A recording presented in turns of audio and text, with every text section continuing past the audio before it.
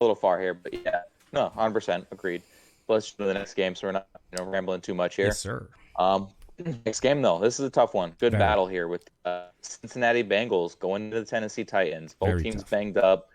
Bengals are going to be without Joe Mixon, and Cincinnati is a 2.5 point favorite, but Huge. Bengals are going to be without Joe Mixon, who is top 5 in touches this year of all players.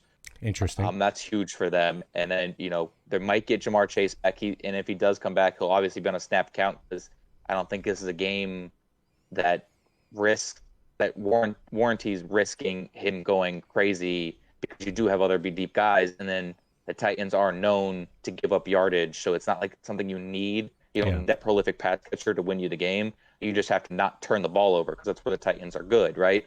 They are top 5 in interceptions, top 5 or top 10, and they're top 5 or top 10 in sacks too. So they have good coverage sacks and they have good interceptions. I like the Titans here. I think it's a battle. This is my upset. I got the Titans taking them. I just know, even though Perrine was good for the Bengals last week, I don't know what this team is without Mixon getting 30 touches a game. For sure.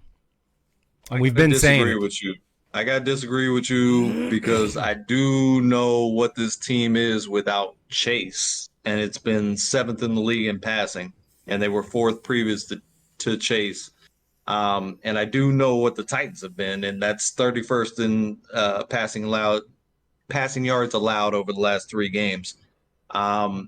Yeah, I agree with you completely that they better have Chase on a snap count because this is not put all your eggs in a basket type of week. We got a lot of time to play. So get him out there, mix him in if he's healthy enough to go, and he's going to be at least a distraction. But T. Higgins performed very well, had probably the game of his season so far last week.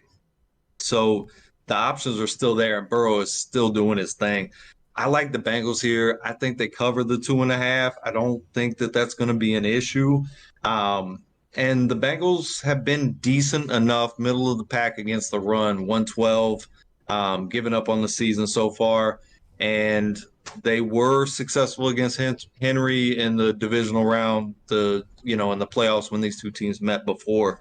I think if you're the Bengals, you keep on doing what you're doing, exploit Fulton being out in the secondary, and Autry I think is banged up too. I was talking to Ed about that earlier. He's out. Yes, he's definitely out. Simmons is questionable. It's big. I mean, the Titans do have dogs there still, but I think Burrow is able to do his thing. I think the Bengals cover. I'm going Cincinnati. Yeah, you guys know how friggin' jacked up I am on Joe Burrow. Absolute friggin' stud. I thought it was a terrible move that they went and they got Chase instead of getting an offensive lineman. And boy, was I completely and utterly stupidly wrong to even think that. But I just, coming from understanding the hip and the hip injury, I don't think that even if he comes back, he could possibly, be the kind of Jamar Chase that it's going to set him apart from what they have right now. And I don't know, that's why, the snap count, you guys brought that up and mentioned that prior to me, is why I think it's so important that they bring the snap count out. And even if Joe Mixon was playing, Tennessee's run defense is under 100 yards a game. Yeah.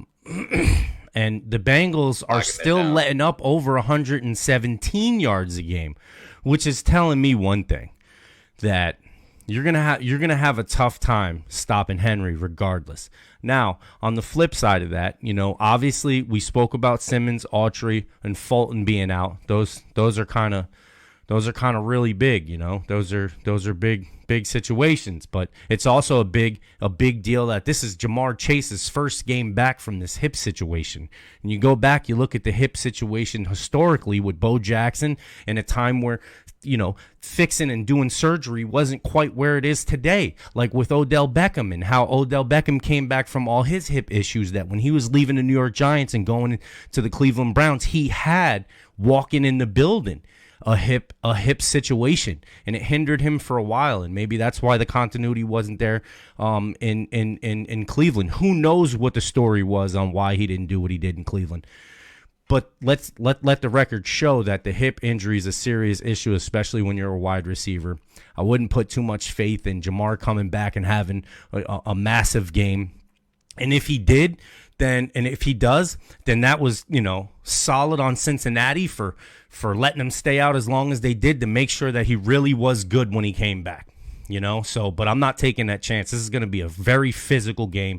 I'm going Tennessee Titans and that run game and the coaching staff over there and what they're going to be able to try and do over there with just Derrick Henry in general.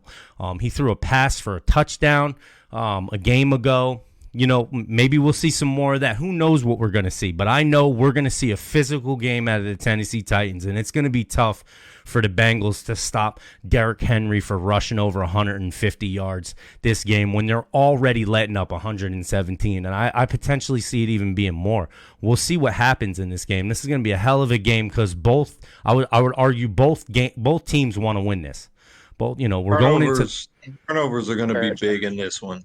Burrow's been a little bit loose with the ball against good defenses, but I think ultimately that pass rush from the middle is really to a detriment of a quarterback when it's coming in your face, and not having an Autry and not having a Simmons, huge, yeah, at 100% is going to be big. Chase or no chase, the Bengals have been performing through there. So right. It's tough. What you're saying, yeah. And there's a great deal of respect to Vrabel and that coaching staff and what they've been able to do. What you got, Brady? Yeah, I know the divisional game against Cleveland. So view this Titans team as a better version of Cleveland, and Cleveland manhandled the Bengals. That's a big part of my looking at this game. No, that's a great angle. That's good you brought that up because the Browns handled the Bengals thoroughly. That's also divisional. That's also divisional, so they get extra. They know how to face them a little bit better. They got extra film. It'll be a good game for sure. It'll be a good game for sure because the Titans are very weak against the pass, and the Bengals are. That's the Bengals offense. I mean, I know there was the Mixon. He's not doing that great, but he's really good at converting those third downs. Right, he knows where to find space, and that's where he's getting 20 touches a game. You don't have that anymore. That's huge. I just Ryan caught 2 touchdowns though. He's Ryan was pretty good. I just want to out of the backfield, not as explosive as a runner. You're definitely right. I just want to real quick mention. It's very interesting that you guys brought that up because the offense of the Cleveland Browns is very similar, and that offense of Cleveland rushed for 172 yards on that Cincinnati Bengal team. And just so we're clear, again, like I said about the Tennessee Titans letting up absolutely no rushing yards, Cleveland only let up 36 rushing yards. Joe Mixon was playing in this game and touched the ball 8 times for 27 yards, 3.4 yards per carry, and his 6th yards was his longest. So he's not playing. So to y'all's credit, Tannehill has a more decorated career than Jacoby Brissett does. So I definitely give you points for that argument as well. As bad as they bash Tannehill, he has gone a handful of games without throwing an interception in a game. So, he last week. He can do it. He can do it. He looked very good last week against Green Bay. With a bunch of guys, you're not really sure who's catching it too. So exactly.